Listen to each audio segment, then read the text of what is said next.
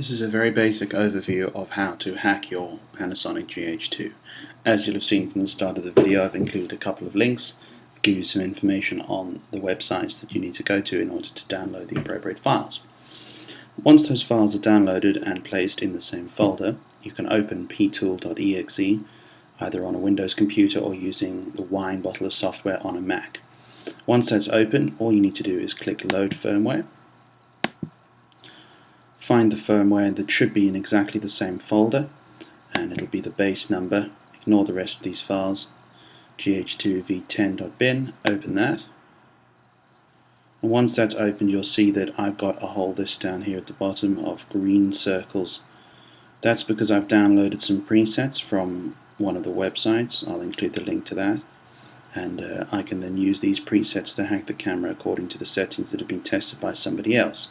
So I'm going to go for setting A, which is a stable setting that I've placed in that position.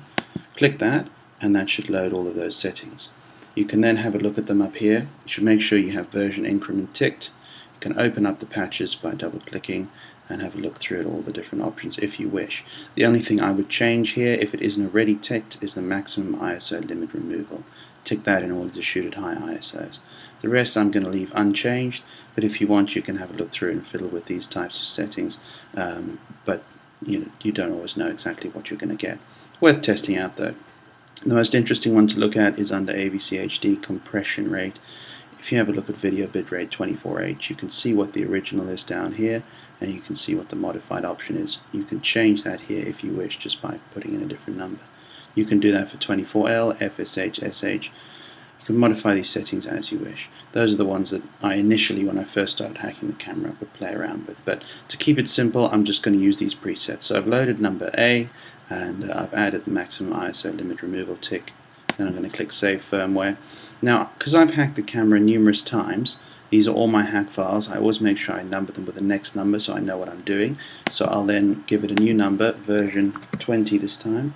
Click Save, and that will then appear in that folder. All you now need to do is take that file, drag and drop it onto an SD card, the root of the SD card, then put that into the camera, make sure you've got a fully charged battery, switch the camera on, press play, and follow the instructions from there. And that's a very simple and quick overview of how to hack the GH2.